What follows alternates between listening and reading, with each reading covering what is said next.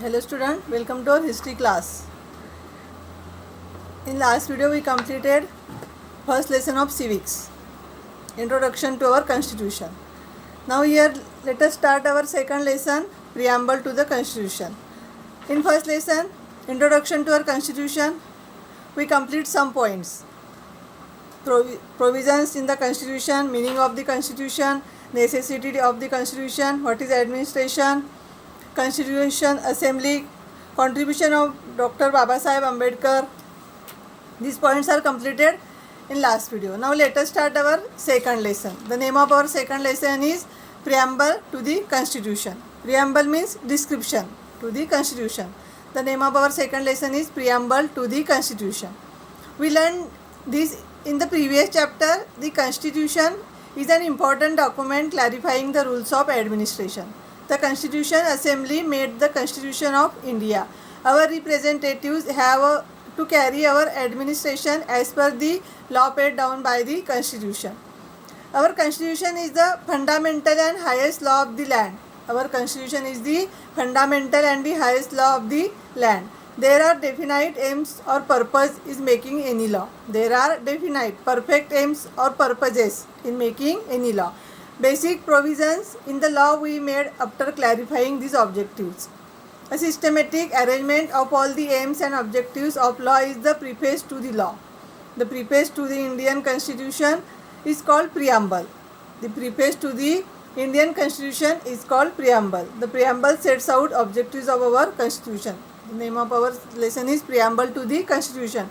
What is meant by preamble? The preface to the Indian Constitution. The preface to the Indian Constitution is called preamble. The preamble sets out the objectives of the Constitution. Do this. Read the preamble to our Constitution. Make a list of important words in it. Where else do you come across these words? We all are Indian citizens. The preamble tells us what we all have to achieve as a people in our Constitution. We all Indian citizens. The preamble tells us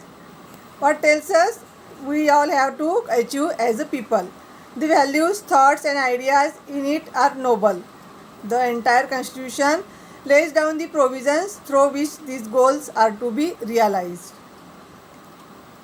The entire Constitution lays down the provisions through which these goals means aims, are to be realized. The preamble begins with the words. In the starting of the preamble, with words, we the people of India. In the Constitution, the preamble begins with the words, we the people of India. It talks about the resolve of Indians to constitution India into sovereign, socialist, secular and democratic republic. We shall now understand the meaning of each of these terms.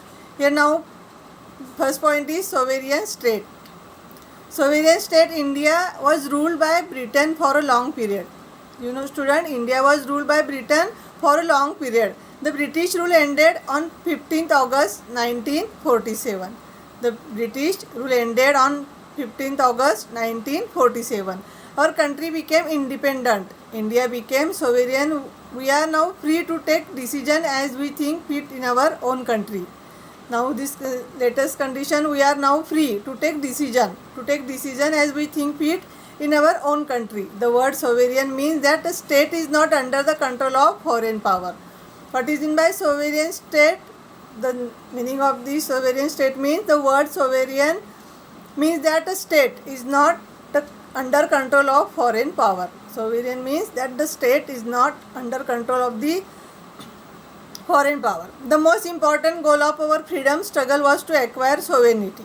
The most important goal of our freedom struggle was to acquire sovereignty. Sovereignty means the ultimate authority to govern yourself. In a democracy, sovereignty rests with the people. People elect their representative. Elect means choose. People choose their representative and grant them the permission to exercise sovereign authority on their behalf.